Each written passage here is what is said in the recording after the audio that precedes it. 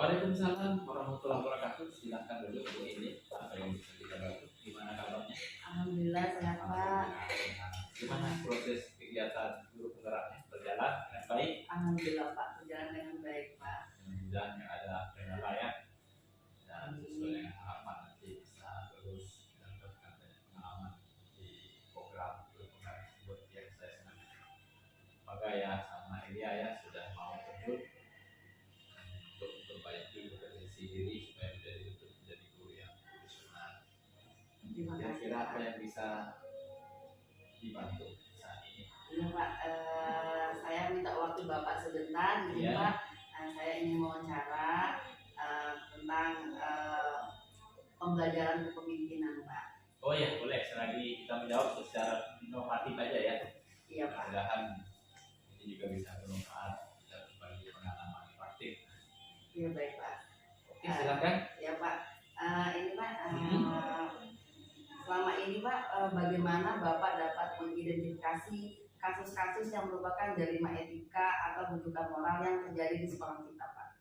Jadi ini kan ada dua cara. Kita pertama melakukan asesmen diagnostik ya, yang mana kita menggunakan tim kita melihat fenomena kejadian sekolah yang mana kira-kira yang berhubungan dengan moral ya, khususnya baik guru maupun siswa. Nah tentu ini tidak lepas daripada koordinasi kita melibatkan seluruh komponen baik guru, TU maupun masyarakat juga sekeliling kita libatkan supaya kita bisa secepat mungkin mendapat informasi-informasi yang kira-kira dapat kita segera selesaikan persoalannya, baik persoalan yang sederhana maupun persoalan sampai. Baik Pak, selama ini bagaimana Bapak menjalankan pengambilan keputusan di sekolah, terutama untuk kasus-kasus di mana ada dua kepentingan yang sama-sama benar atau sama-sama yang mengandung nilai kebajikan? Jadi kita sharing dulu. Kita pertama tentu kita ini kan pilihan yang sangat berat ya. Tapi kita lihat dulu skala prioritasnya. Pasti ada dong, misalnya sesama kepentingan, pasti ada yang lebih pokok yang harus diutamakan, atau bukan kita ini menduakan. Yang jelas kedua kasus ini harus kita selesaikan dengan bijaksana. Kita juga melibatkan, minta juga pendapat dengan teman sejawat atau persoalan-persoalan yang pernah terjadi di sekolah lain. Jadi kita sharing, kita simpulkan, mudah-mudahan dua permasalahan yang sama-sama mengandung makna dan kepentingan yang sama itu nanti bisa sejalan. Dan itu untuk mendapatkan itu tentu pilih kita sebagai kepala sekolah untuk mengambil kebijakan sehingga tidak menimbulkan konflik. Iya, benar Pak ya. Nah, kemudian Pak, kira-kira langkah-langkah atau seperti apa yang biasa Bapak lakukan selama ini dalam penyelesaian kasus tersebut Pak? Tentu yang pertama kita memperoleh informasi dulu. Kita memperoleh informasi sudah detailnya, kita gali baik secara lisan ya, kita panggil itu lebih bagus kalau secara lisan dan kita tanyakan. Nanti kan dapat kejujuran juga kita mendorong si bersangkutan untuk berkata sejujurnya supaya kita nanti tidak salah mengambil langkah-langkah berikutnya. Kemudian setelah kita mendapatkan informasi dengan terang-terang, lalu saya sebagai pimpinan kan skala prioritaskan dan substitusikan lagi. Jadi mana yang harus kita dulukan? Nah nanti setelah itu baru kita koordinasikan dulu juga kita minta pendapat dengan sekolah, khususnya lakukan yang terkait, supaya jangan sampai langkah yang saya ambil nanti menimbulkan persoalan baru. Contoh misalnya ada sebuah kejadian, misalnya di sekolah ini ada perkelahian siswa, yang mana antara siswa tersebut sama-sama benar ini. Yang A mengatakan dia benar, yang B mengatakan dia benar. Maka salah satu caranya kita mau informasi di mana letak kebenaran dan solusinya seperti apa. Tapi setelah itu kita panggil pihak-pihak yang terkait duduk bersama-sama kita buat notulennya, kita selesaikan dengan tuntas sampai yang bersangkutan merasa puas, merasa dilayani, merasa tidak ada lagi ekor atau permasalahan di kemudian hari. Nah, bisa juga kita selesaikan dengan cara musyawarah mufakat, bisa juga kita melibatkan juga penegak hukum terkait atau secara hukum budaya. Hukum budaya kita kan ada tertulis dan tidak tertulis. Nah, itulah jadi sumber-sumber pembanding itulah yang akan kita rekom menjadikan referensi saya sebagai pimpinan menyelesaikan persoalan ini dengan bijaksana, dengan baik sehingga tidak menimbulkan persoalan. Alhamdulillah selama ini biasanya tuntas dan selesai. Gitu. Hal-hal apa saja yang selama ini Bapak anggap efektif dalam mengambil keputusan pada kasus-kasus dilema itu? Nah, kalau untuk hal-hal yang efektif tentu pertama kita tidak terlalu banyak melibatkan orang dulu, ya. Yang kedua kita langsung mendiagnosis ke persoalan yang paling besar, skala prioritas itu harus kita utamakan dulu supaya nanti tidak ada merasa yang disampingkan. Nah, tentu setelah kita dapat informasi persoalan yang besar sudah kita selesai berhubungan dengan etika tadi, lalu kita merunut ke persoalan-persoalan kecil. Nah, beda loh kalau menyelesaikan pembelajaran biasanya yang kecil dulu ke besar. Tapi kalau etika ini kita harus menyelesaikan persoalan yang besar dulu, baru yang kecil. Sehingga nanti persoalan kecil itu dengan sendirinya dia akan berjalan. Karena persoalan yang etika yang besar itu kan kita selesaikan dengan arah bijaksana dan strateginya seperti apa, dan itu komunikasi. Kuncinya menyelesaikan persoalan adalah komunikasi secara benar. Saluran komunikasi yang tersumbat kita uraikan, nah, tentu dengan strategi dan metode kita yang kita pakai dengan cara bahasa yang sopan, dengan cara mengetuk hatinya, dengan cara pendekatan supaya bersangkutan mau berdamai, ya kan gitu. Sehingga sebesar apapun persoalan itu dengan sendirinya nanti kalau semua saluran komunikasi itu yang tersumbat tadi sudah lancar, kan, ya akan selesai dengan sendiri. Itu yang strategi kita kuncinya. Hal-hal apa saja yang selama ini merupakan tantangan dalam pengambilan keputusan pada kasus-kasus dilema etika? Nah, ini misalkan persoalan masalah pribadi ya yang sangat berat. Karena biasanya ada seorang guru misalnya dia punya persoalan pribadi khususnya yang berhubungan dengan masalah rumah tangga.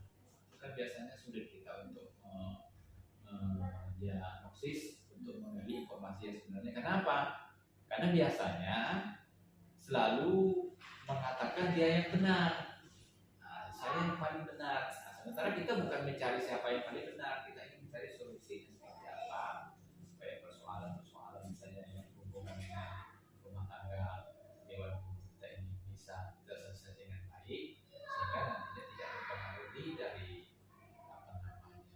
etikanya kerja, kemudian tidak mempengaruhi terlalu lama dia bersedih, terlalu lama dia dengan masalah. Nah, ini yang biasanya yang jadi halangan kita yang agak eksplisit khususnya dalam masalah persoalan-persoalan seperti itu. Kalau untuk siswa bagaimana Pak? Nah, kalau untuk siswa biasanya gampang. Tapi yang paling berat itu ketika ada siswa kita badannya 2 sebelum dia tamat sekolah. Misalnya ketika anak pulang dari PKR atau tahunnya dia punya masalah ya hubungan intim dengan lawan jenis. Ini kan agak sulit kita persoalkan. Ya, itu memang agak sulit karena harus melibatkan orang banyak, kedua pihak, khususnya bukan orang tuanya saja, termasuk pihak lawan jenis juga harus kita kumpulkan juga supaya nanti permasalahan yang sangat besar yang pelik menurut saya ini ya harus diselesaikan dengan cara kekeluargaan tadi.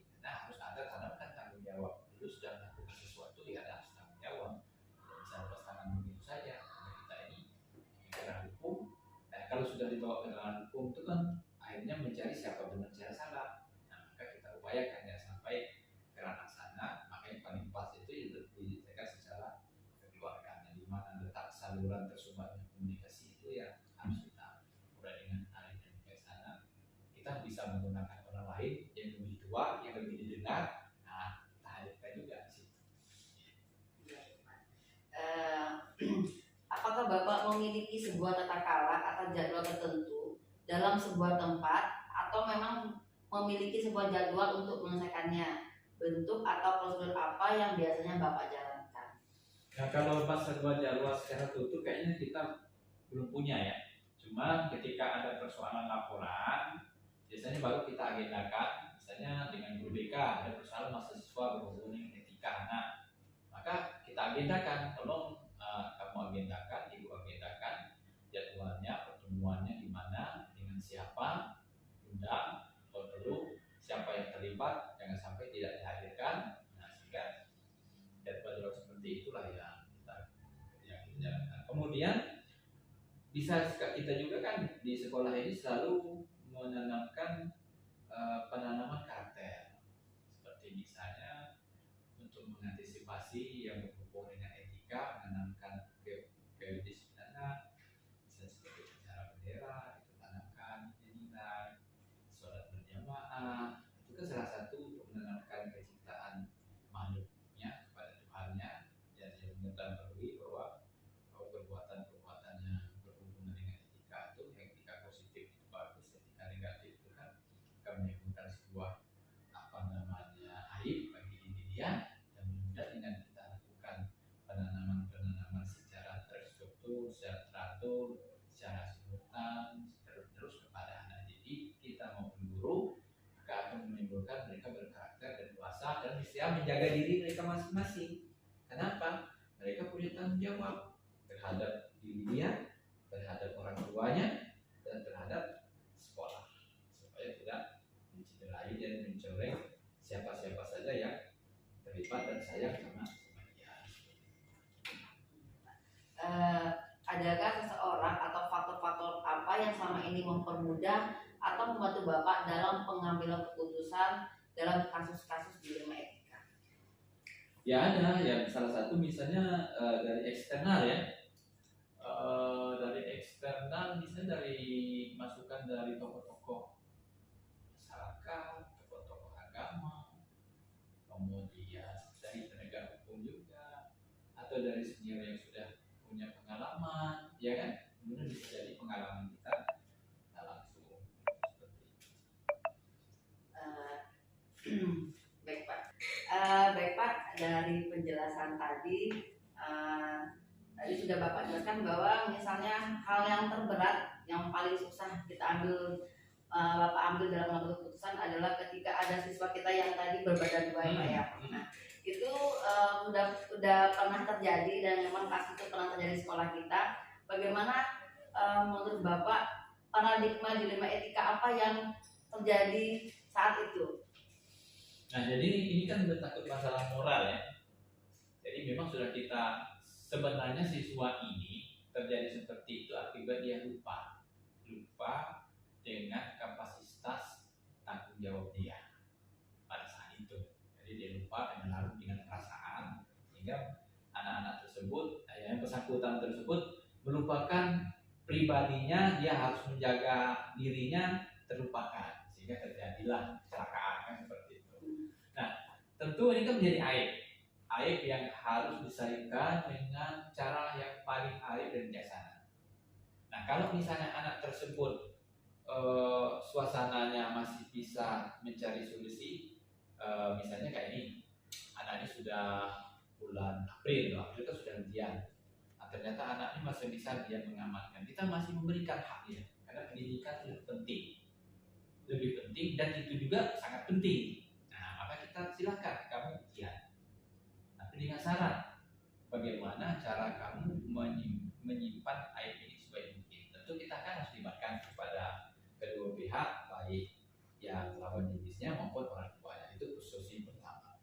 Solusi yang kedua, ya kita memberikan keleluasaan kepada yang bersangkutan, anak tersebut, dengan disaksikan oleh kedua pihak. Apakah anak-anak dinikahkan, lalu anak ini mau melanjutkan atau mereka menarik mundur dengan sendirinya. Jadi kita pihak sekolah tidak menjustis. Oh, Anda harus keluar, tidak. Masih kita berikan karena itu adalah hak mutlak yang harus diberikan kepada anak pendidikan. Karena pendidikan itu akan berhubungan dengan masa depan. Ngapain dia punya keluarga, punya anak, tapi nggak punya, tetap kita kedepankan itu. Walaupun itu resiko yang sangat berat bagi sekolah, kan? Tapi biasanya kan harus ada konvensi bersama bagaimana kita menari benang dalam tepung. Benang cabut tapi tepung tidak terserak. Nah itu memang yang paling berat memang bagi pihak sekolah untuk diri saya.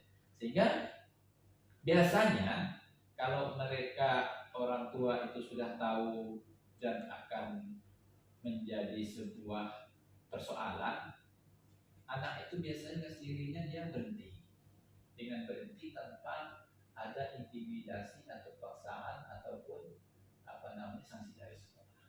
Karena tidak memenuhi hal-hal seperti itu, tetap kita berikan kedua desa mereka langsung berhenti. Kalau kasusnya sudah besar, tapi kalau misalnya hanya sebatas karena masih bisa diamankan, mungkin baru sebulan atau 2 bulan positifnya itu kan, artinya dia sudah kelas 12 karena bulan April ujian, terus bulan Mei itu sudah nggak sekolah lagi. Nah itu biasanya ada solusinya seperti itu dan harus ditutup dengan sangat rapi. Biasanya tidak banyak yang tahu karena ini kan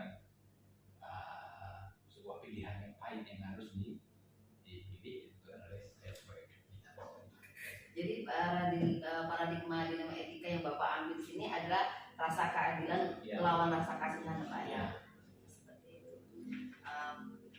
Kemudian Pak, jangka pendek atau jangka panjang yang Bapak lihat dari kasus tersebut, apakah Bapak melihat ketika nanti anak itu harus kita keluarkan, masa depannya menjadi tidak ada karena kasus mereka yang hamil luar nikah dan Bapak mempertahankan untuk masa depannya, apa seperti itu Pak yang Bapak inginkan? Saya sebenarnya kalau bisa kedua-duanya. Yang pertama masa depannya tetap terjaga. Yang kedua harmonisasi dia akibat perbuatan dia harus dipertanggungjawabkan supaya tidak merusak. Artinya kita mencari, itu bilang memang agak pelik. Kalau kita dulukan ini rusak, kamu harus sekolah. Sementara kadang-kadang pihak lawannya harus memaksa dia untuk nikah, kan harus meninggalkan sekolah. Tapi sisi lain ya kita berhentikan, bukan berhenti kita tidak memberhentikan, dia mengundur diri dari sekolah, akhirnya dia setelah langsung studinya masa depan juga menjadi terganggu lah. Maka salah satu dikembalikan kepada yang bersangkutan, sehingga kita sebagai pimpinan sudah menentukan kebijakan. Ayo kalau bisa kedua-duanya, karena saya yakin itu kan termasuk kategori kecelakaan. Jadi saya itu kecelakaan. Karena kecelakaan itu bisa faktor ada sengaja atau tidak sengaja. Namanya juga anak-anak kan, mereka kan pikirannya kan masih pede seperti kita dewasa. Orang dewasa aja kadang-kadang masih salah, apalagi anak-anak masa remaja memadu kasih, dan itu kan ketika dimasuki oleh pihak ketiga, ya itulah persoalannya. Tapi biasanya Bu Elia ini jarang terjadi karena anak-anak ini jauh-jauh hari sudah kita kasih tahu bahwa kalau kamu melakukan hal seperti itu, risikonya itu akan berat sekali dan masa depan kamu pasti akan terancam dan kamu akan menjadi jauh dengan cepat menjadi ibu muda atau bapak muda, dan saya yakin kamu gak bakal siap saat ini. Cuman ada sih memang kadang-kadang terjadi seperti itu yang memang harus saya sebagai pimpinan ya yang pahit memang harus. Cuman Bu Eli aja nggak tahu selama ini mungkin kan. Iya Pak. Berarti beban menjadi seorang pemimpin ini memang sangat berat ya Pak ya. Ya nggak boleh berat-berat lah, tapi tanggung jawab bagaimana dia mengambil sebuah keputusan yang bijak itulah yang harus menjadi profesionalitas kita seorang pemimpin, sehingga tidak ada yang harus kita lakukan melukai orang lain.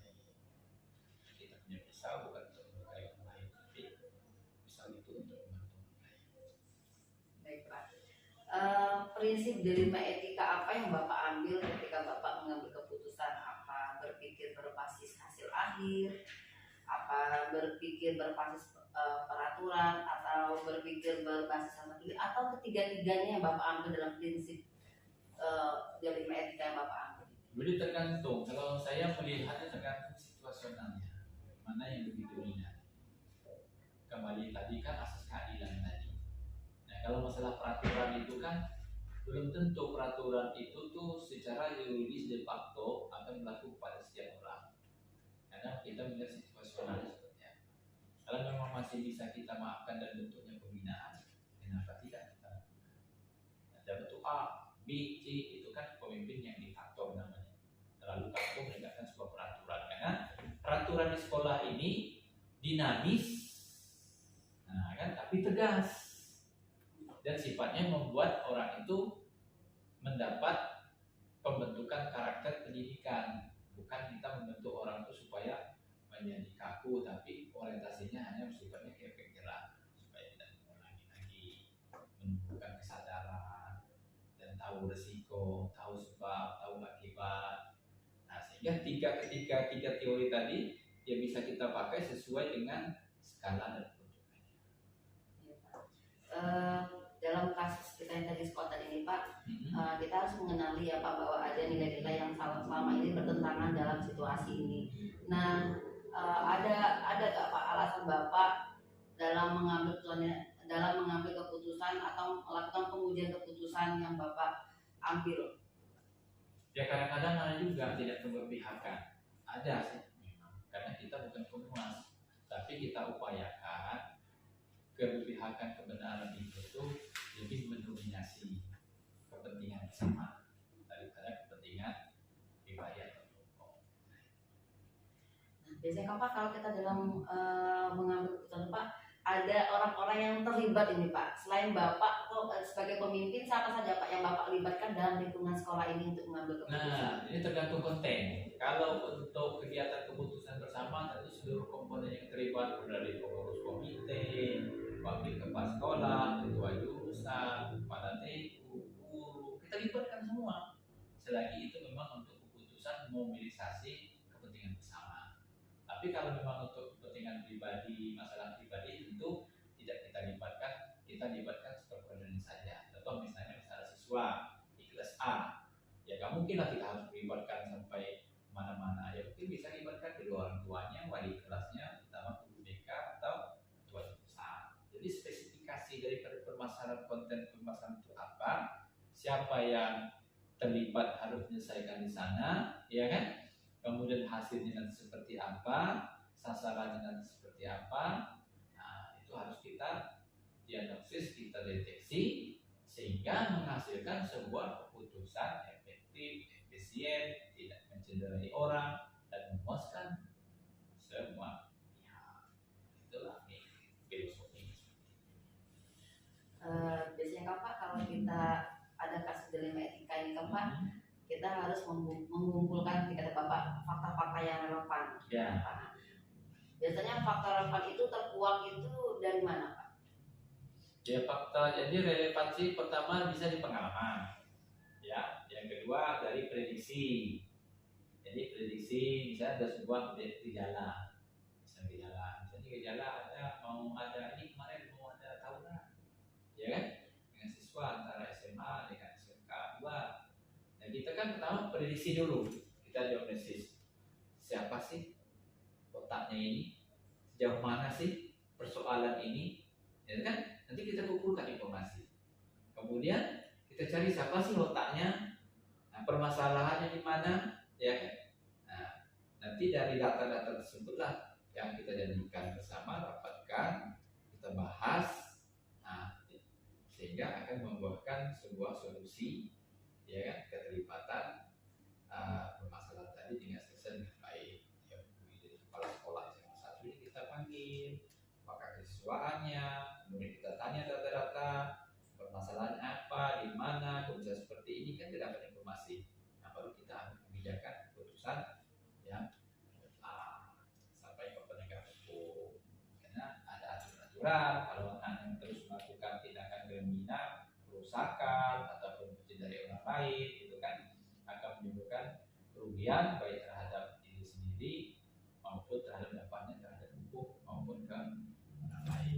Sehingga dengan ada hanya menyelesaikan persoalan etika seperti itu, ya alhamdulillah dalam waktu sesingkat-singkatnya, tidak begitu lama, semuanya menjadi baik. Baik Pak.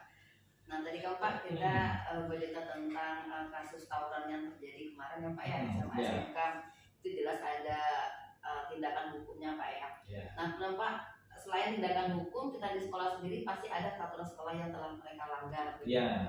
Peraturan sekolah seperti apa yang sudah dilanggar oleh anak-anak tersebut Pak? Ya salah satunya itu berarti kedisiplinannya. Yang kedua peraturan menjaga nama baik sekolah di mana saja berada, kita sudah dilanggar. Kemudian menyangkut masalah etika dan karakternya sebagai siswa yang humanis, berteman, bersahabat, yang kita tanamkan seperti itu jadi dilanggar. Maka sanksi-sanksinya ya ada sanksi ringan, sanksi berat, sanksi peringatan, sampai sanksi masalah hukum. Pasti kan Pak kalau dalam mengambil keputusan ada namanya uji intuisi Pak. Apa yang Bapak rasakan Pak ketika Bapak mengambilkan sebuah keputusan tadi Pak, misalnya keputusan mempertahankan anak di sekolah, mengeluarkan anak di sekolah, apa perasaan Bapak Pak ketika harus mengambil keputusan seperti itu? Jadi ada dua macam. Kalau kita menyelesaikan persoalan itu bijaksana dan tidak terlukai, kita merasa senang. Berarti saya sudah membantu orang. Tapi ketika kita ada sesuatu efek dari persoalan itu yang timbul, khususnya yang menghubungi etika, ada juga persoalan kita, oh saya ini mungkin kurang pas ya untuk mengambil sebuah kebijakan ini. Cuma tetap saya timbang dari dampak dengan resiko. Jadi kalau kita ngambil ini, dampaknya seperti apa? Kalau kita misalnya kita gagalkan, ini sekarang resikonya. Jadi kita timbang dulu mana yang lebih besar. Efek positifnya itu yang harus kita harus kita hubungi betul, harus kita timbang betul supaya nanti ketika ngambil sebuah keputusan kita tidak berpihak pada yang salah. Ya pasti ada dong pro dan kontra di dalam. Cuman kita tengok berapa banyak yang akan pro, berapa banyak yang akan kontra. Baik Pak. Nah ini Pak, apa yang Bapak rasakan bila ya Pak ya keputusan yang sudah Bapak buat ini dipublikasikan pada halaman depan dari sebuah koran? Apakah Bapak anggap merupakan ranah pribadi Bapak tiba-tiba menjadi konsumsi masyarakat? Apakah Bapak merasa nyaman? Apakah tidak nyaman dengan pemberitaan yang sudah terjadi ini Pak? Jadi kalau saya selalu berpikir positif ini. Jadi seandainya itu persoalan itu menjadi buruk, saya tetap berpikir positif. Berarti orang itu memberikan peringatan, kalau saya salah. Tapi kalau misalnya dia berpikir hasilnya di masyarakat menjadi positif, itu berarti bonus demografi bagi saya, bagi sekolah. Jadi kita tidak boleh langsung marah, langsung ini emosional. Karena apa? Emosional itu tidak akan menyelesaikan persoalan. Makanya itulah pribadi saya bawa santai aja. Jadi kalau misalnya persoalan dikeluar di koran bahwa SMK 2 bisa terjadi ini, ya bukan berarti kita langsung galau, terus kita nggak bisa makan, terus kita nggak bisa tidur, tidak. Jadi tetap berpikir positif. Karena apa? Apa yang kita lakukan itu menurut saya sudah di koridor yang benar. Nah terkait dengan persepsi orang bahwa itu salah, itu silahkan, namanya kita negara demokrasi. Silahkan aja mereka berpikir, mempunyai persepsi. Kita tetap aja pegang keteguhan kita itu. Ada nggak Pak seseorang yang menjadi panutan atau idola Bapak yang Bapak contoh dalam kebijakan-kebijakan yang sering Bapak lakukan dalam mengambil keputusan ini Pak? Jadi kalau kita umat Islam itu Nabi Muhammad. Kalau pemimpin kita kan banyak literasi, tidak semua, karena kepemimpinan dalam sebuah organisasi itu kan ada demokrasi, ada otoriter, ada expired, masa bodoh, kan tidak mungkin kita pakai, tapi kita tempatkan sesuai dengan kebutuhan dan konteksnya. Menurut Pak, pengujian paradigma benar lawan benar. Nah, di sini kan Pak ada 4 paradigma. Paradigma apa yang sering sekali Bapak ambil dalam menghadapi situasi ini? Dampak paradigma itu ada individu lawan masyarakat, rasa keadilan lawan kasihan, kebenaran lawan kesetiaan, jangka pendek lawan jangka panjang. Apakah Bapak ambil salah satunya atau semuanya pernah Bapak ambil dalam mengambil keputusan?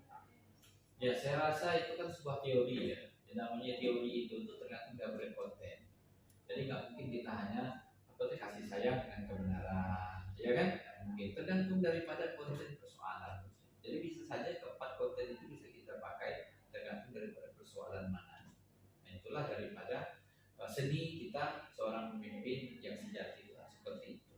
Jadi tidak mungkin harus otoriter terus kebenaran terus, belum tentu.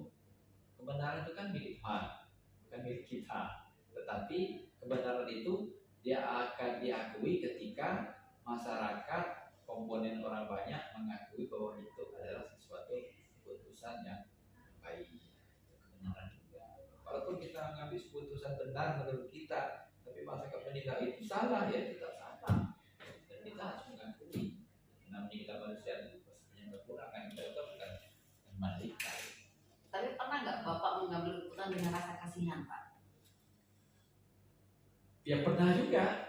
Misalnya kita, kasihan. Jadi kan karena apa?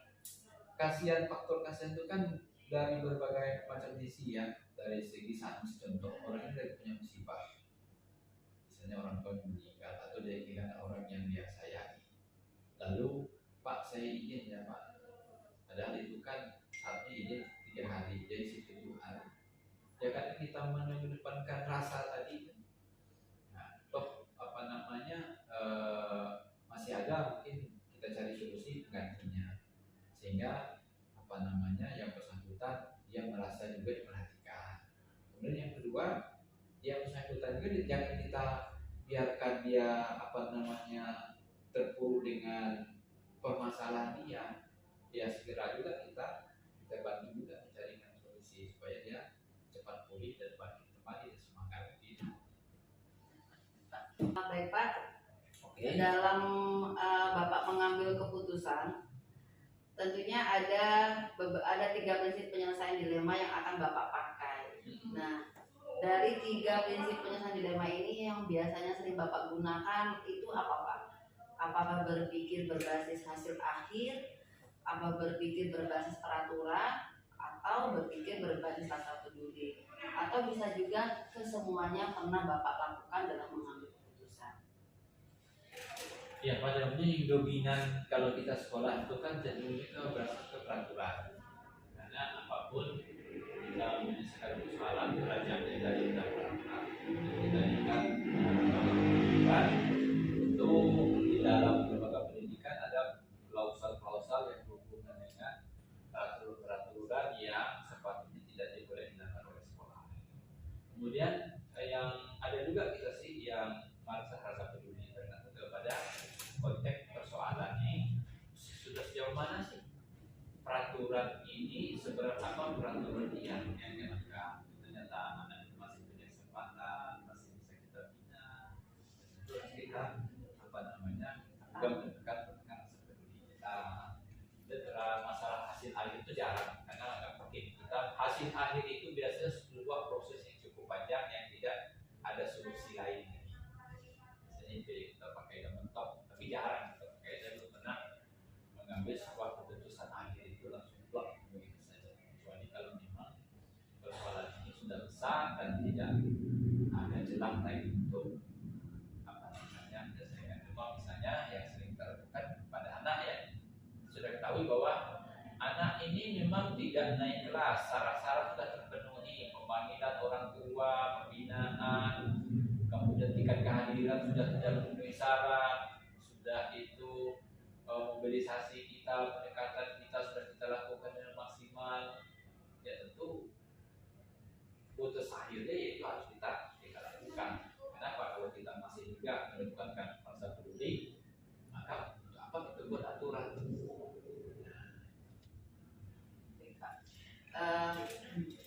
Dalam kita mengambil keputusan, pasti kita pernah mencari opsi yang ada di antara 2 opsi. Nah, apakah ada cara untuk berkompromi dalam situasi ini?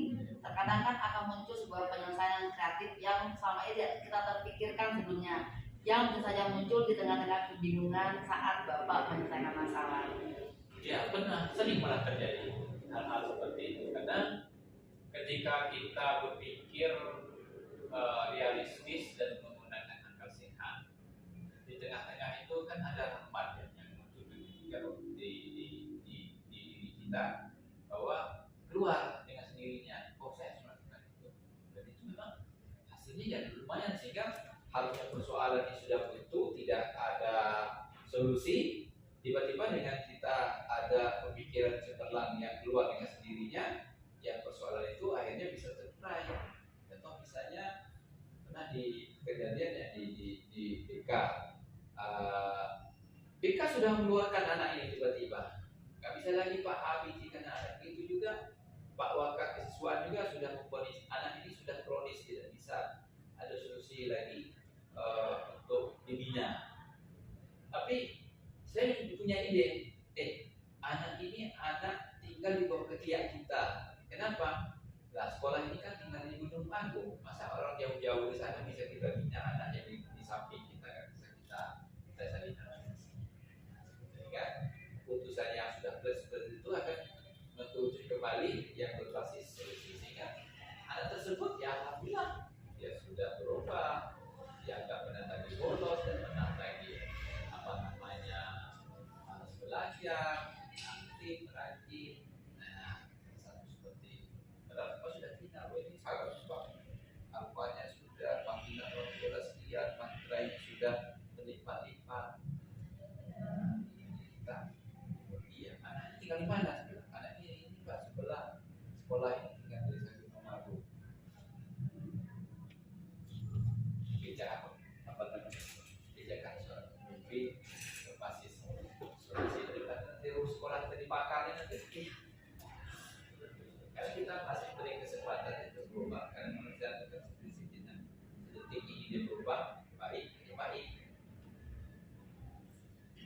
Baik Pak, dalam buat keputusan, biasanya kan Pak kita harus membuat keputusan yang membutuhkan keberanian secara moral dalam melakukannya. Nah, itu Pak di langkah akhir Bapak, keputusan apa yang telah Bapak buat selama Bapak menjadi pemimpin di sekolah ini Pak? Ya sebenarnya keputusan ini banyak. Pertama, contoh kemarin kan, anak ini sudah belajar 2 minggu, guru nggak ada, coba anak itu kelas 10, 14, jadinya Pak 12 tidak belajar gurunya kan.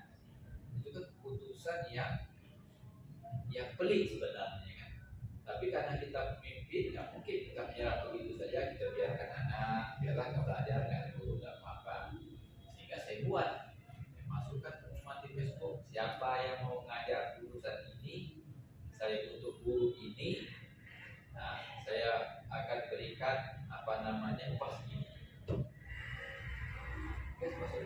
Akhirnya dalam waktu nggak sampai satu minggu persoalan ini selesai. Artinya harus cerdas mengambil risiko. Kalau sekalipun itu memang keputusan yang tidak populer, tapi harus diambil. Jadi siswa 22% itu kemana ya, siapa pengurusnya gitu? Nggak mungkin. Mereka sudah dititipkan terus kita terlantarkan. Nah, karena ada kemarin guru otomatis kita hilang 2 orang tua, kemudian tiba-tiba nggak ada, kita sudah mencari secara normatif ada apa? Halo, siapa yang mengajar gaji 50.000 per jam? Jadi Bapak buat pengumuman di Facebook Pak? Iya, dengan teman-teman melalui WhatsApp, berulang kalikan guru, jadi jurusannya otomotif S1 yang guru produktif, yang sudah pengalaman. Nah, saya mau berani bayar sekian. Tapi sebuah risiko harus diselesaikan. Nah, dalam Bapak mengambil keputusan tadi, membuat pengumuman, mencari guru, adakah Bapak dampak di sekolah kita ini Pak? Bagi rekan-rekan sama guru yang melihat pengumuman Bapak, ada Ya, pasti ada dampak. Karena apa? Cuma dampak itu tuh kan kita berpikir, saya selalu berpikir positif seperti ini. Ya kalau Anda mampu, Ada, saya bayar, tapi harus memenuhi syarat A, B, C, E. Ya kan gitu. Yang kedua ini tolong pahami. Kenapa akan berdampak kalau dua kelas ini kita bubarkan? Kawan-kawan yang urus sertifikasi kehilangan jam. Nah ini ada banyak sisi positifnya. Dan itu salah satu keputusan pelik yang harus diputuskan oleh pimpinan. Nah, karena sudah memikirkan lebih banyak yang positifnya adalah Baik Pak. Ketika keputusan sudah diambil, kita lihat lagi kembali proses pengambilan keputusan tadi Pak, dan ambil pelajarannya untuk jadikan acuan dalam kasus-kasus selanjutnya. Kira-kira bisa nggak Bapak memberikan refleksi dari yang sudah Bapak jelaskan tadi Pak? oh ya, tentu ya, karena setiap persoalan selalu ada jejak cerita. Dari jejak cerita itu tentu harus kita refleksikan.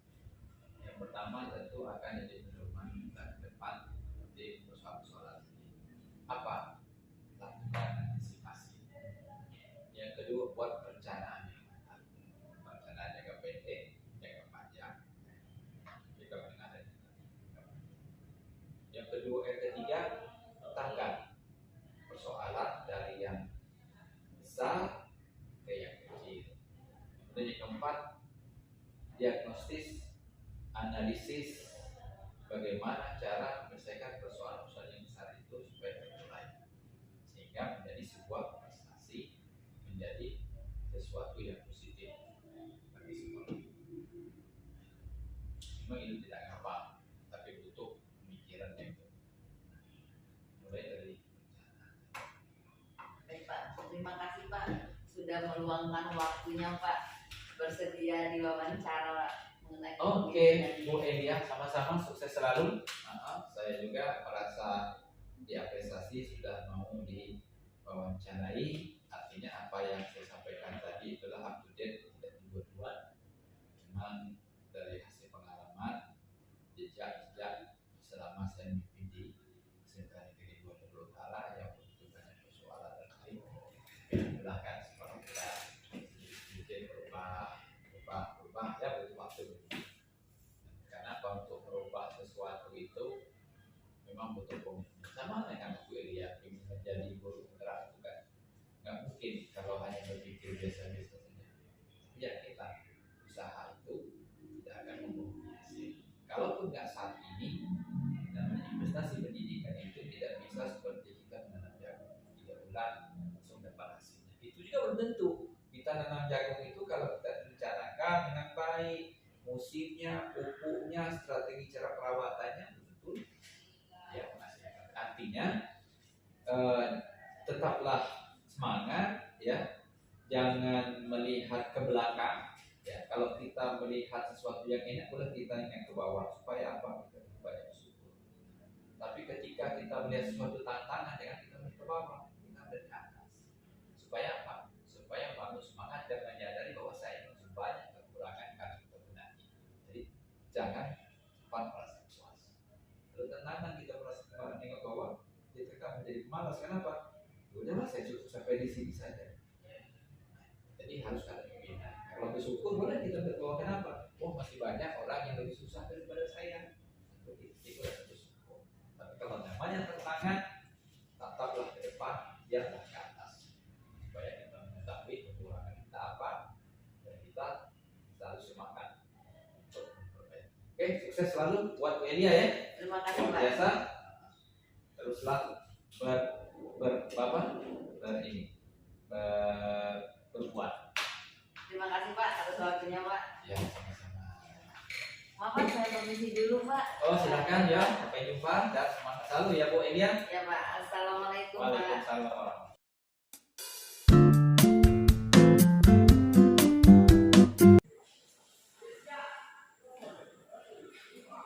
Assalamualaikum. Waalaikumsalam. Maaf Bu, ada waktu sedikit Ibu. Silakan Bu. Oh iya, kasih Bu. Iya Ibu, saya mau minta mau mewawancara Ibu tentang banyaknya masalah kasus dilema ITK dan rujukan moral yang ada di sekolah kita. Apakah Ibu bersedia, Bu? Iya. Ya, Bu. Nanti ada beberapa pertanyaan yang akan saya berikan pada Ibu dan saya harap Ibu bisa memberikan jawaban yang sebenarnya yang terjadi di sekolah kita. Insya Allah. Selama ini, bagaimana Ibu dapat mengidentifikasi kasus-kasus yang merupakan dilema etika atau rujukan moral yang ada di SMKN 2 ini, Bu? Terkhusus pada jurusan bangunan ini. Yang pertama mengenai anak-anak yang jarang masuk, itu memang ada sedikit problem di situ, di mana anak ini dengan latar belakang keluarga yang tidak mampu, kemudian dia ke sekolah juga nggak ada transport, tidak memakai transportasi dan sebagainya. Pokoknya secara ekonomi dia tidak bisa diharapkan, dari orang tua juga tidak bisa diharapkan ekonominya. Nah, kebetulan di pembelajaran dia juga jarang masuk, bahkan ada beberapa anak yang ngomong pas istirahat itu keluar merokok Seperti itu banyak, Bu, ya. Nah, selama ini bagaimana Ibu menjalankan pengambilan keputusan di sekolah Ibu, terutama untuk kasus-kasus di mana ada dua kepentingan yang sama-sama benar atau sama-sama yang mengandung nilai kebajikan?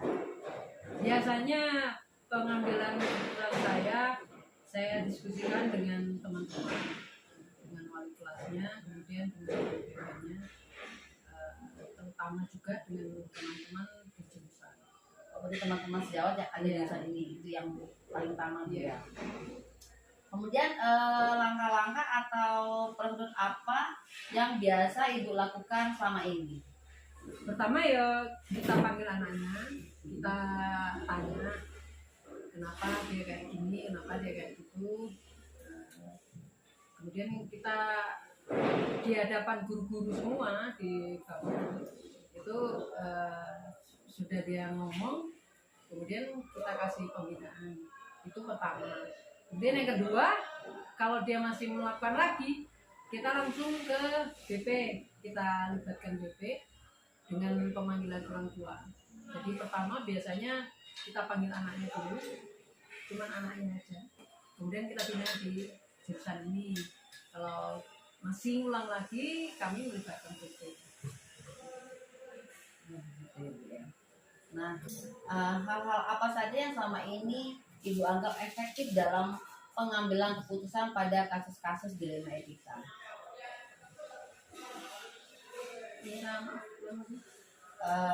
Hal-hal apa saja yang selama ini Ibu anggap efektif dalam pengambilan keputusan pada kasus-kasus dilema etika? Pengambilan keputusan biasanya kalau yang pertama itu masih juga belum begitu ini ya, kita melibatkan semua yang ada ngajar di bangunan, terutama ya guru-guru bangunan, guru-guru kejuruan, kemudian wali kelasnya. Berarti Kita panggil orang tuanya juga. Berarti ditanya satu-satu guru Iya. gurunya. Apakah anak ini bermasalah dengan semua guru, apa sebagian guru? Atau hanya cuma satu guru. Oh ya, seperti itu.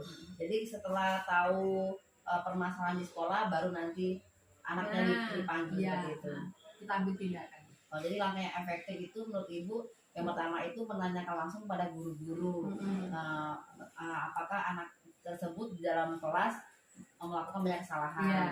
Cross check lah. Cross check dan juga kira-kira melibatkan teman-temannya juga, Bu? Iya. Apa?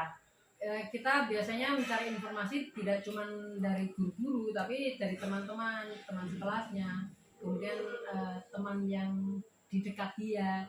Misalkan kan di kelas itu dia nggak ada teman tuh, ada kelas temannya di kelas lain, kita panggil, kita tanya kenapa dia seperti itu dan kenapa seperti apa kehidupannya.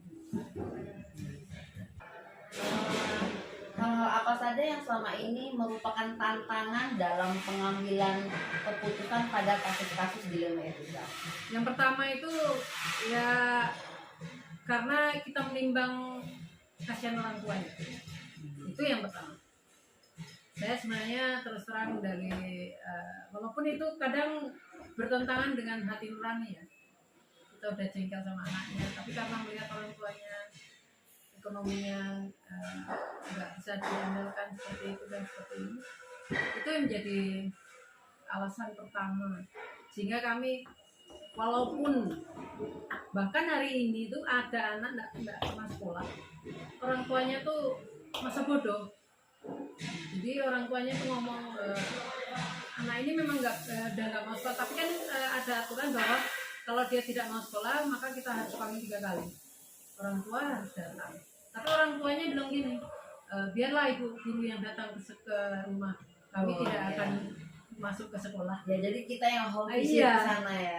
Mereka yang meminta kita untuk home visit ke rumah untuk menyelesaikan permasalahan anak. Harusnya kan kalau dibandingkan dengan hubungan, itu artinya orang tua lebih bertanggung jawab pada anaknya. Kenapa anaknya sampai seperti ini? Kalau orang tuanya nggak bisa datang, kita nggak bisa menggali informasi kenapa anaknya seperti ini dan kenapa seperti ini. Tapi dalam hal yang sudah ibu lakukan, apakah ibu akhirnya mendatangi rumah tersebut? Ada beberapa yang kita datangi. Bahkan tadi salah satu guru meminta waktu saya untuk ya datang terus lah kami sepanjang kami punya kesempatan. Jadi memang dari kitanya sendiri, dari ibu sendiri masih menginginkan ada solusi terhadap anak tersebut. Iya, paling enggak seperti ini. Kita itu tidak bisa mengatakan hitam dan tidak bisa mengatakan putih. Anak itu terus berkembang. Siapa tahu dia berubah. Siapa tahu di kedepannya dia bisa mencari uang atau membiayai hidupnya dengan dia lulus dari sini. Oh, berarti ada pemikiran jangka panjang untuk masa depan anaknya tadi. Ya walaupun menjengkelkan sebenarnya. Iya. Jadi memang tugas kita sebagai guru ini memang menuntun. Nah, apakah anak ini mau dituntun atau tidak, kita tetap harus melakukan perbaikan dalam tersebut. Iya. Nggak pernah menyerah pokoknya. Iya, luar biasa Ibu. Nah, apakah Ibu memiliki sebuah tata cara atau jadwal tertentu dalam sebuah penyelesaian kasus dilema etika? Kalau jadwal enggak ya, jadwal dijadwalkan enggak, tapi biasanya saya ada waktu hari ini atau saya ada waktu besok, itu kita langsung eksekusi. Oh, jadi langsung menyelesaikan di tempat ya. Berarti kita tidak memiliki jadwal sendiri. Ketika ada waktu, ketika ada kasus di mana kasus harus diselesaikan, harus kita visit, ya kita langsung kita ini kan ya. Cuman saat memiliki sebuah jadwal untuk menyelesaikannya kan karena kita punya jadwal nih, ada jadwal yang terplanning, yang terencana kita bilang mau menuju anak tersebut ke rumah. Bentuk atau prosedur apa yang biasanya Ibu jalankan sebelum Ibu pergi melakukan home visit? Biasanya kami memanggil guru BP karena guru BP kan ada catatannya tuh, ada tanggal-tanggalnya, ada catatannya. Kemudian kita bawa guru BP, kita minta izin sama Bapak Kepala Sekolah bahwa kita mau mengisi di luar gitu. Kemudian kalau sudah ya langsung terus. Oh begitu. Ibu sebagai kepala jurusan di sini, apakah peran wali kelas juga sangat dibutuhkan untuk melakukan pertimbangan tentang anak ini, anak seperti yang kita akan datangi? Peran wali kelas sangat besar karena dari mereka lah kita tahu. Kadang kan saya nggak ngajar di kelas itu, jadi wali kelas yang tahu penyakit itu gitu dari anak. Dari wali kelas itu baru kami diskusikan di sini. Jadi wali kelas melapor ke Kajur ya, ya. Dalam prosedurnya mungkin dari teman sejawat melapor dengan wali kelas ada permasalahan melaporkan ke Kajur, nanti dari kepala jurusan nanti akan mengambil tindakan, mengambil tindakan. apakah harus melibatkan BP atau enggak. Oh, seperti itu. Adakah seseorang atau faktor-faktor apa yang selama ini mempermudah atau membantu ibu dalam mengambil keputusan dalam kasus-kasus di rumah etika? Ya ada sih Bapak Kepala Sekolah itu masuk memberikan pertimbangan karena beliau ya sebagai kepala sekolah memang ya saya mengakui bahwa sebagai kepala sekolah itu beliau tidak ingin sama sekali anaknya ada yang putus sekolah. Nah dari kami berusaha gitu, berusaha. Nah, tapi kadang sejauh selama saya jadi guru, saya membujuk anak itu hampir 25% baru berhasil karena memang tingkat motivasi anak itu jauh sih Untuk sekolah ya. Jadi tingkat motivasi anak untuk belajar, untuk ke sekolah itu memang tidak ada, Bu ya. Untuk merubah hidupnya tuh enggak ada. Untuk ibu faktornya apa saja tuh? Apa ada faktor pergaulan, faktor lingkungan, atau faktor teman-teman yang membuat mereka seperti itu? Faktor pertama adalah keluarga. Jadi di keluarga itu seperti ini loh. Anak nggak mau sekolah. Kemudian bapak ibunya lah gimana anak saya udah nggak mau sekolah. Satu dari keluarga. Kemudian kedua dari lingkungan. Lingkungannya nggak ada yang sekolah gitu. Anak ini dibiarkan aja. Ya faktor utama memang keluarga dan keluarga. Baik itu apa ya? Ibu bapaknya cerai dari keluarga atau perekonomiannya nggak bagus, kemudian ya ada yang kasus yang ini malah keluarganya itu punya tapi orang tuanya bilang ya gimana anak saya nggak mau sekolah.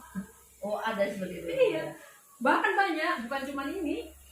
Saya tuh udah yang terakhir kemarin waktu kami ke unit itu memang ada kasus keluarga.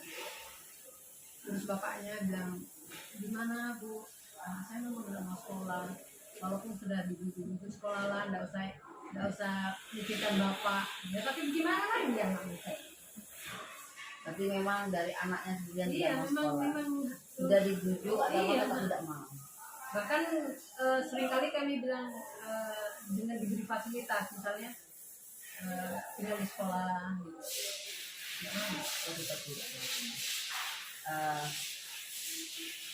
Baik Ibu, Bu, dari semua hal yang tadi disampaikan, pembelajaran apa yang dapat Ibu petik dari pengalaman Ibu mengambil keputusan dalam dilema etika ini? Apa ya? Ya pokoknya kita sebagai pendidik, sebagai guru itu jangan pernah menyerah. Siapa tahu anak itu masih mau belajar. Tapi setidaknya kami harus mendapat dukungan dari keluarga, gitu, ayah dan ibu terutama. Karena kami bergerak itu nggak akan bisa sendiri kalau nggak ada keluarga yang mendukung. Berarti intinya adanya kolaborasi antara orang tua dengan pihak sekolah. Iya betul. Bahkan kemarin itu ada anak yang curhat mau bunuh diri. Bunuh diri ya. Saya sempat ngomong jangan kamu bunuh diri, kalau bunuh diri saya takut nanti kamu nanti nampaknya seperti itu supaya dia itu ketawa. Jadi akhirnya dia ketawa, dia ngomong ibu ini kenapa ibu harus takut sama saya kan nggak mau nampakin ke ibu. Terus saya ngomong kenapa sih kamu mau bunuh diri? Bapak ibu saya punya. Nah, kenapa bapak ibu saya nggak pernah mau ngobrol lagi sama bapak ibu karena bapak ibu saya kalau ngobrol dengan saya itu selalu ngamuk, jadi saya malas ngobrol sama bapak ibu.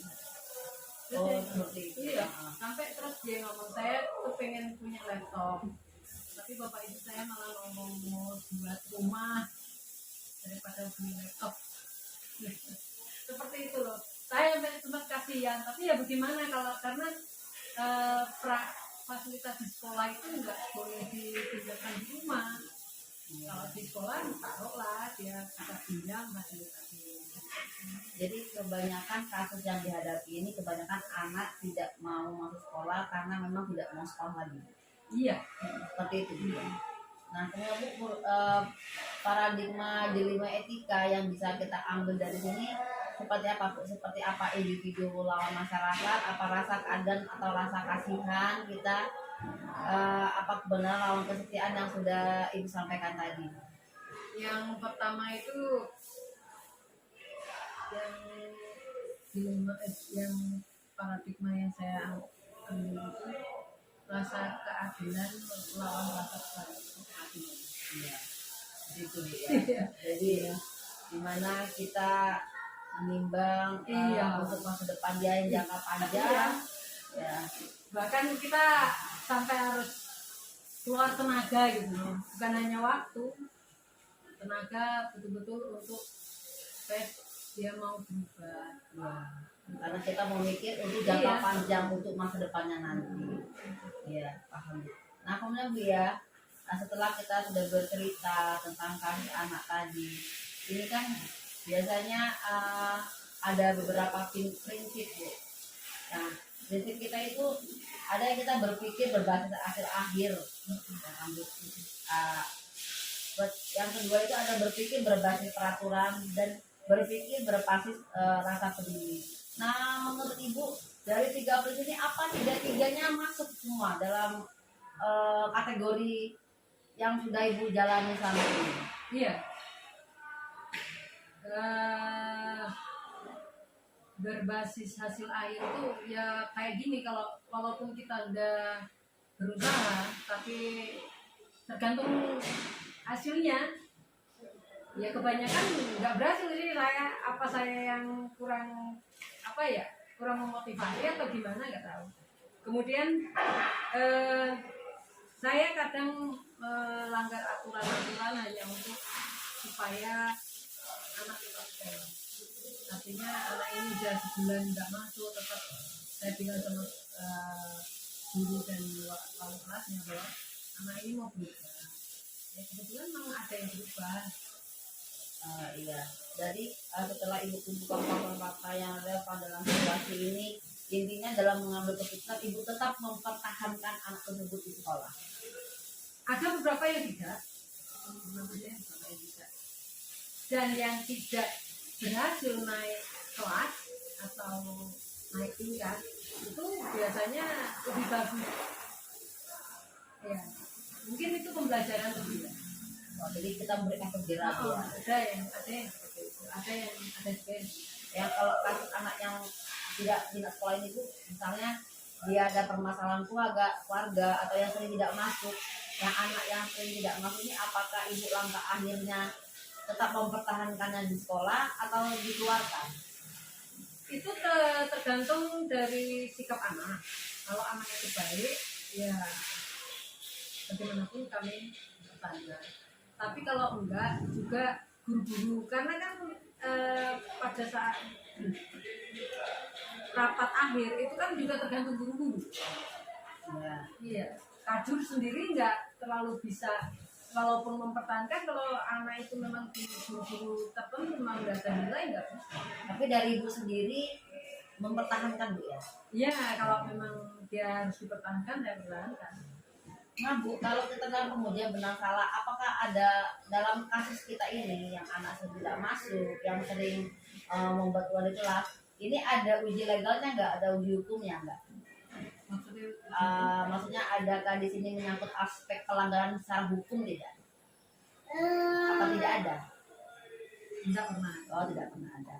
Kemudian Bu, ketika kita melakukan uji regulasi, bila dilema etika tidak memiliki aspek keluarnya, mungkin ada pelanggaran peraturan sekolah atau kode etik yang mereka langgar. Iya, ya karena ya pastilah kalau dia nggak pernah masuk kan ada peraturan sekolah untuk kehadiran itu. Ya, adanya 80% ya yang dia langgar. Iya. Kemudian uji intuisi. Nah, langkah ini mengadakan tingkat perasaan. Nah, intuisi Ibu dalam melakukan apakah ada yang salah dalam situasi ini. Pasti kan Bu, kalau kita uji intuisi mau dikeluarkan masa depannya nanti bagaimana, tidak dikeluarkan seperti apa, jadi ada beban, ada nggak perasaan beban sama Ibu?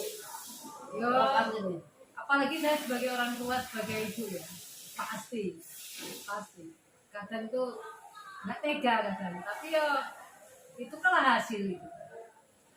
Iya. Itu adalah buah dari yang dia. Nah, apa yang Ibu rasakan bila keputusan ini dipublikasikan pada halaman depan dari koran atas sesuatu yang Ibu anggap merupakan ranah pribadi Ibu tiba-tiba menjadi konsumsi masyarakat gara-gara keputusan Ibu ini tadi?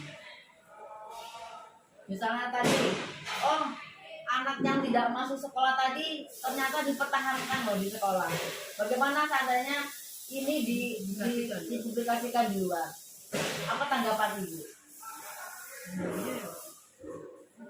Gak enak juga ya. Ya. Tapi kan ini kan jawaban kita sebagai guru adalah kita mempertahankan Iya. anak itu dalam jangka panjang ya, kita ada di masa depannya ya kan, seperti itu kan Bu. Kalau yang saya ambil dari hasil yang Ibu sampaikan tadi, memang kita jadi guru serba salah Bu ya, dinilai masyarakat jelek, mungkin nama lembaga juga jelek, Iya. anak yang tidak masuk tetap dipertahankan juga. Dan kita sering jadi gontok-gontokan Ya. karena anak tersebut. Ya, nah kan Bu, dalam langkah ini Ibu akan membayangkan apa yang akan dilakukan seseorang yang merupakan panutan Ibu, misalnya orang lain. Oh, saya jadi suka dengan, ada nggak pernah ada yang nyampaikan, wah gaya Ibu ini keren ini dalam mengambil keputusan, ada nggak Bu di sekolah ini kira-kira dari teman sejawat atau dari keluarga sendiri? Lihat Ibu yang seperti ini kan, Ibu ini terkenal tegas di sekolah ini Bu. Ya, sebagai kajur, sikap Ibu ini saya perhatikan selalu tegas di rapat di mana.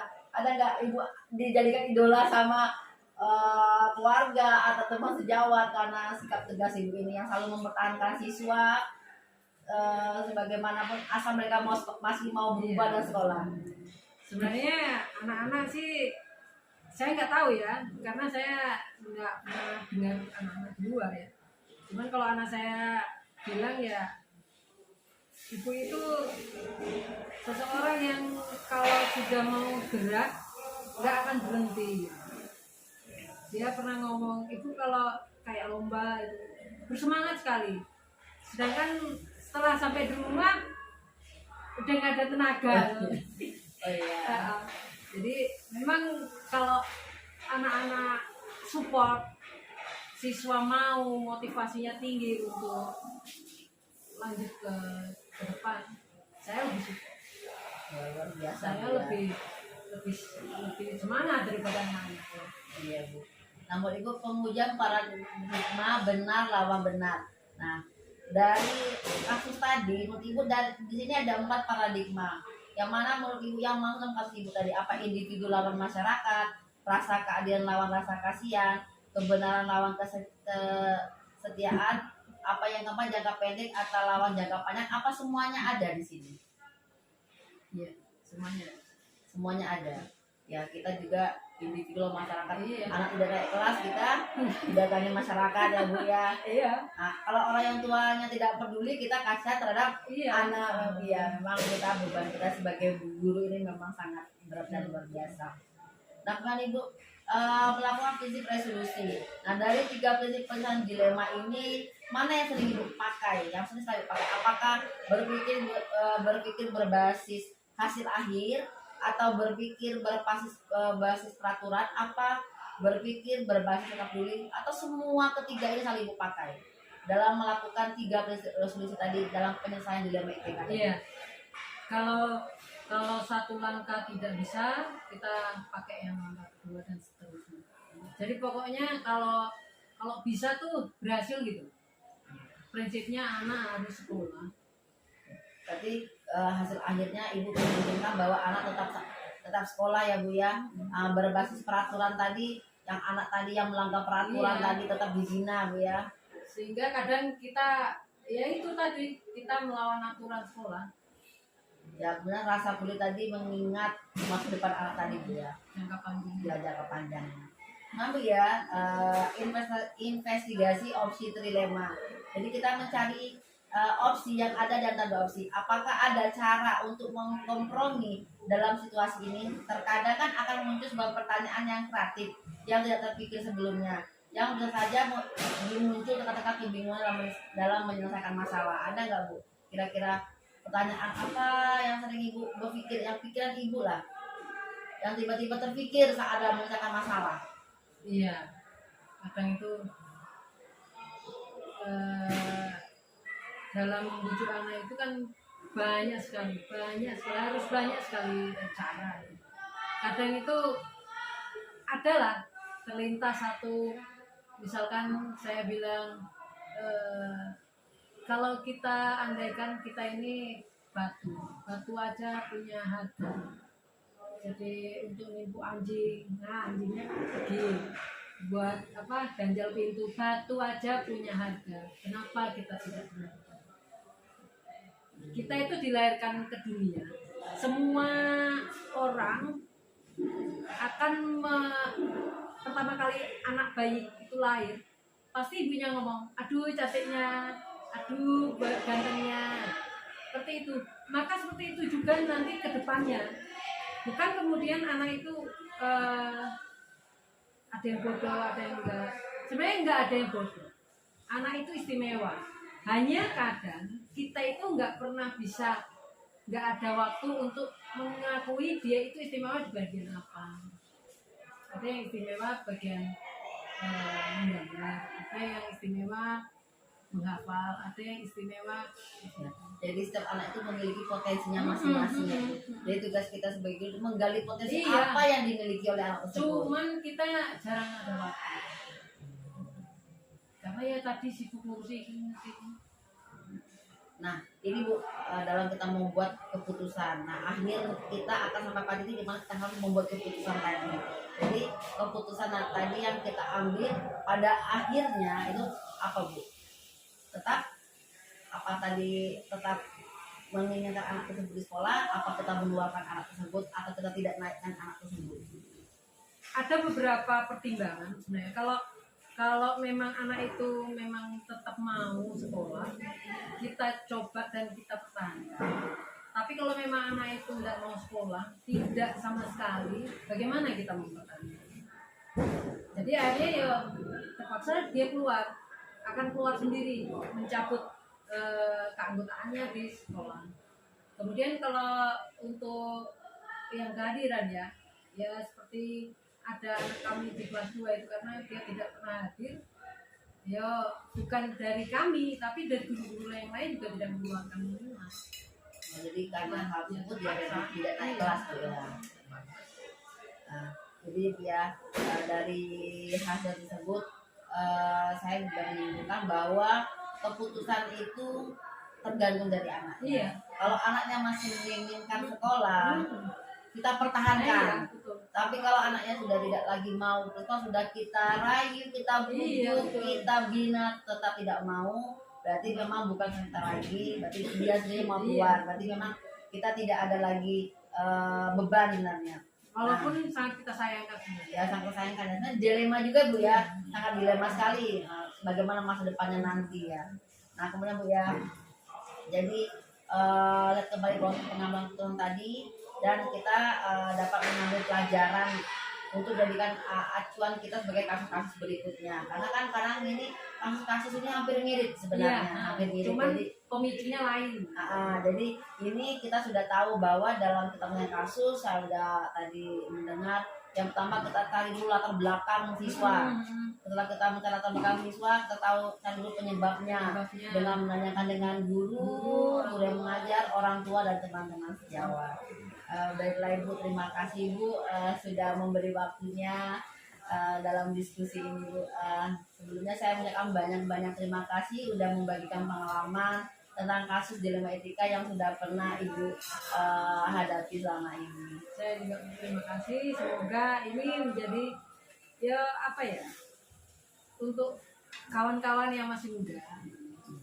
Semoga yang kami lakukan ini kalau bagus ya diteruskan, kalau enggak ya enggak usah diteruskan. Terima kasih Bu. Ya, terima kasih atas. Terima kasih Bu ya.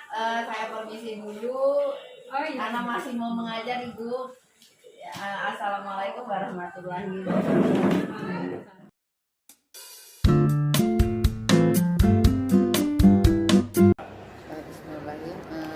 Assalamualaikum warahmatullahi wabarakatuh. Waalaikumsalam warahmatullahi wabarakatuh. Izin dulu Pak Sugeng minta waktunya. Boleh. Waktu apa Bu Elia ini? Ya, saya mau sedikit mewawancara Bapak tentang masalah kita dilema etika dan juga moral yang sering terjadi di sekolah kita ini, Pak. Dilema etika dan moral ya. Iya. Bapak bisa kita mulai, Pak ya? Boleh, silakan. Ya. Selama ini, bagaimana Bapak dapat mengidentifikasi kasus-kasus yang merupakan dilema etika atau bujukan moral yang terjadi di sekolah kita, Pak? Identifikasi kasus tuh di SMK Negeri 2 ini termasuk ya bener dilema Bu. Dalam artian seperti ini. Banyak anak-anak SMK Negeri 2 Bengkulu Utara ini yang memang berprestasi baik di bidang akademik, olahraga maupun di bidang. Nah, dilemanya apa? Terkadang anak-anak yang berprestasi ini mereka ada kelakuan contohnya bolos, ada yang kurang rajin, ada yang nakal. Nah, itulah dilema kita identifikasi masalah antara prestasi dan kelakuan siswa di SMK Negeri 2. Kemudian selama ini bagaimana Bapak menjalankan pengambilan keputusan di sekolah, terutama untuk kasus-kasus di mana ada dua kepentingan yang sama-sama benar atau sama-sama yang mengandung nilai kebajikan? Kalau mengambil keputusannya Bu, kami yang jelas sekolah itu punya peraturan. Punya peraturan yang sifatnya diketahui oleh seluruh siswa SMK Negeri 2 Bengkulu Utara. Kalau memang yang benar-benar mereka bermasalah, tentunya kita berpacu kepada aturan yang sudah kita buat. Kalau yang misalnya bernilai kebajikan, tentunya kita juga ada poin-poin tertentu yang menambah nilai, menambah poin kepada si anak tersebut.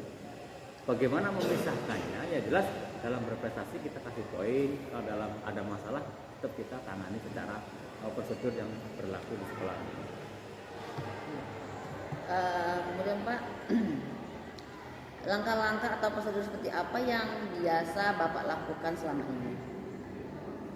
Langkah-langkahnya, yang pertama kita melalui guru piket.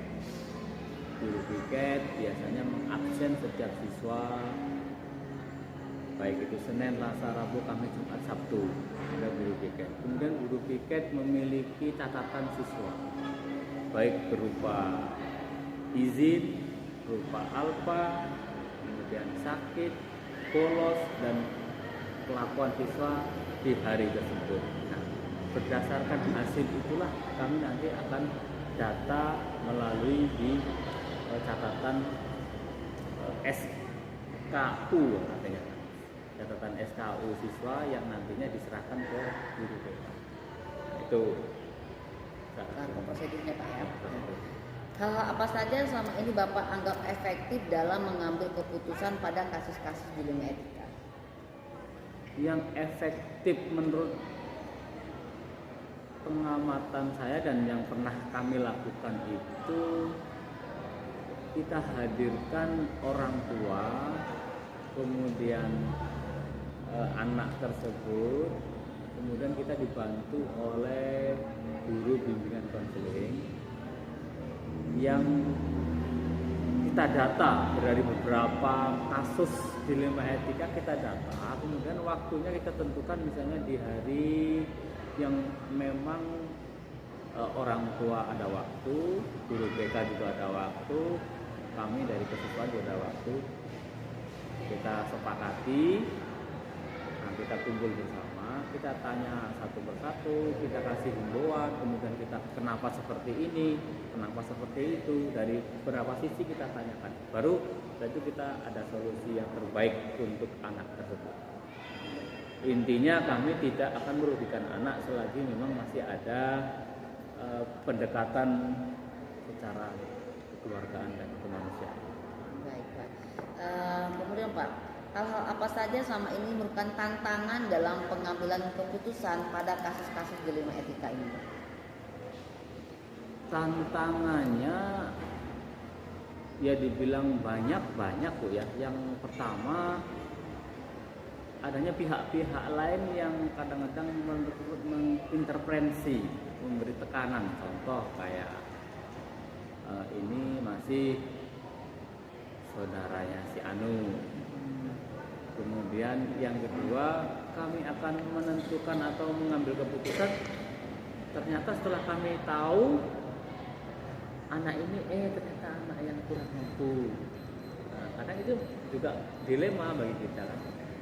Kemudian ada juga yang masih ada hubungan persaudaraan dengan, dalam hal ini ada guru di dalam sekolah ini ya. Nah, itu tantangan itu. Tantangannya Pak ya. Kemudian Pak, apakah Bapak memiliki sebuah tata cara atau jadwal tertentu dalam sebuah penyelesaian kasus dilema etika? Apakah Bapak langsung menyelesaikan di tempat atau memiliki sebuah jadwal untuk menyelesaikannya, dan bentuk atau apa yang Bapak jalankan? Nah, tadi dari saya sampaikan Bu, jadi memang untuk menangani kasus dilema etika itu tidak semata-mata kita langsung tetap di tempat. Memang kita ada jadwal tertentu yang melibatkan beberapa pihak kayak PK tadi kan, wali kelas kita panggil juga, kemudian saya selaku wakil kesiswaan juga hadir. Satu lagi tadi lupa, ada juga dari pihak kejuruan. Jadi kita beberapa adanya kolaborasi Pak ya. Kita jadikan satu pertemuan, harinya ditentukan, kesepakatan. Nah, itulah untuk membina, dalam hal ini membina, kita juga tidak mengeksekusi, membina, mencari solusi supaya anak ini berubah menjadi yang lebih baik. Sayang prestasinya, sayang yang lainnya. Bapak, adakah seseorang atau faktor-faktor apa yang selama ini mempermudah atau membantu Bapak dalam mengambil keputusan kasus-kasus dilema etika seperti ini? Yang faktor mempermudah Ya, mengambil yang membantu jelas sangat membantu sekali adalah guru-guru BK, bimbingan konseling. Karena memang beliau dibekali basic memang pendekatan secara humanis, pendekatan secara senyum, tidak menjustis masalah, tapi bagaimana masalah diselesaikan. Nah, itulah yang sangat membantu saya selaku siswa dalam penanganan kasus-kasus atau dilema-dilema yang ada di sekolah. Di samping itu juga ada wali kelas sangat membantu karena anak itu lebih dekat dengan wali kelas, karena ada suatu hal mereka biasanya melapor kepada wali kelas. Terima kasih, itu Bu. Kemudian Pak ya, dari semua hal yang telah disampaikan, pembelajaran apa yang dapat Bapak petik dari pengalaman Bapak dalam mengambil keputusan dilema etika? Yang menjadi pengalaman berharga, ternyata kita ini tidak bisa memandang siswa itu dari satu sudut pandang saja. Artinya gini, kita menangani kasus siswa itu misalnya terlambat, langsung kita hukum. Tapi bagaimana kita tidak bertanya kenapa terlambat, kenapa seperti itu, kenapa seperti ini. Nah, inilah pengalaman yang menurut saya menjadikan ke depan lebih baik menangani sebuah kasus itu kita selidiki dulu penyebab dan faktor penyebab. Jadi itulah pengalaman yang perlu kita ubah. Selama ini kan mungkin kita menangani anak karena terlambat, udah kamu terlambat push up 3 kali atau kamu bersihkan WC. Tapi bagaimana kita tidak memberikan kesempatan anak untuk menjelaskan kenapa mereka. Itu pengalaman. Kemudian Pak, dalam Bapak mengambil keputusan, paradigma dilema etika apakah yang sering Bapak ambil? Kita ketahui bahwa paradigma etika itu ada individu lawan masyarakat, ada rasa keadilan, rasa kasihan, ada kebenaran lawan kesedihan. Yang mana yang sering sekali Bapak ambil dalam dalam mengambil keputusan? Ya, yang jelas yang individu dengan masyarakat tadi kayaknya ya Bu ya, karena sekolah ini kan sekarang tidak ada lagi yang namanya tinggal kelas sebenarnya. Karena kurikulum kita ini bagaimana kita kalau siswa tidak mampu terus kita ulang-ulang sampai benar-benar mampu, tidak memberi justice kalau yang tidak mampu sudah, dan ada sistem remedial, ada pengayaan. Jadi ada sebuah kasus memang yang sudah sangat sangat berat misalnya, atau dalam perkelahian melawan guru, kemudian kita akan menjustice anak itu tidak naik. Nah, dilema kita tadi karena anak ini tinggal di lingkungan sekolah, warga sekitar, otomatis kan kita ada kearifan lokal gitu. Jadi di sisi lain nanti bagaimana pendapat masyarakat di luar kalau anak ini kita Tidak naik kelas kan? vonis tidak naik. Iya. Kami memikirkan juga mereka tinggal di sekolah, ada namanya zona di sekolah. Itu sebenarnya ya dilema ya Bu. Dilema apa ya? Paradigmanya. Nah, kemudian Pak ya, biasanya kan kalau kita mengambil sebuah keputusan ini kan Pak, pasti kita jangka panjang atau jangka pendeknya dari murid yang akan kita tangani kasusnya itu Pak. Dari yang Bapak sering amati, paradigma yang sering Bapak lakukan itu melihat dari apa Pak? Dari jangka panjangnya, apa jangka pendek dari murid yang sering Bapak selesaikan ini? Yang jelas Bu, kita melihat jangka panjangnya Bu. Karena apa? Kita mengeksekusi atau memvonis suatu anak itu terkadang kita tidak memikirkan bagaimana ke depannya. Kadang anak itu punya cita-cita, contohnya pengen jadi masuk polisi, masuk ABRI. Ketika anak itu kita vonis tidak naik kelas atau tidak bisa lulus di sekolah ini, jelas itu sangat merugikan bagi anak. Artinya syarat masuk ke kepolisian harus minimal memiliki ijazah SMA atau derajat yang kategorinya cabang. Nah, salah satunya udah merugikan sebenarnya. Jadi intinya kalau kita membuat satu keputusan salah bisa memutuskan masa depan anak ya Pak. Iya. Kalau kita salah mengambil keputusan akan berakibat bukannya gagal tapi menghambat itu gagal. Tidaknya harusnya sudah selesai jadi belum. Nah, kenapa ya? Dalam prinsip dilema etika, pastinya kita mengambil keputusan ini Pak, ada yang berpikir berbasis akhir, ada yang berpikir berbasis peraturan, ada juga yang berpikir berbasis strategi. Nah, Bapak sebagai wakaf kesiswaan biasanya dalam mengambil keputusan berbasis rasa apa yang sering Bapak lakukan? Kayaknya lebih tepatnya rasa peduli Bu, karena kita tidak langsung memvonis hal itu salah, bahkan yang misalnya anak itu berubah pun dengan kesalahan seperti apa masih bisa kita toleransi kalau memang benar-benar berubah. Artinya kita memandang siswa itu ada sisi baiknya, bukan hanya dari sisi salah, jadi ada sisi baiknya. Ini mungkin kepedulian itulah yang siapa saja Pak kira-kira yang sering terlibat dalam Bapak mengambil keputusan ini? Ya, yang pertama jelas yang tadi yang saya sampaikan yaitu kita, yang kedua wali kelas, kemudian keluarganya, dan tentunya adalah kepala sekolah juga yang memberikan pandangan-pandangan atau himbauan agar kita tidak boleh semena-mena terhadap siswa. Baik Pak, mungkin itu saja yang saya tanyakan pada Bapak ya Pak. Dan alhamdulillah jawabannya sangat memuaskan sekali Pak.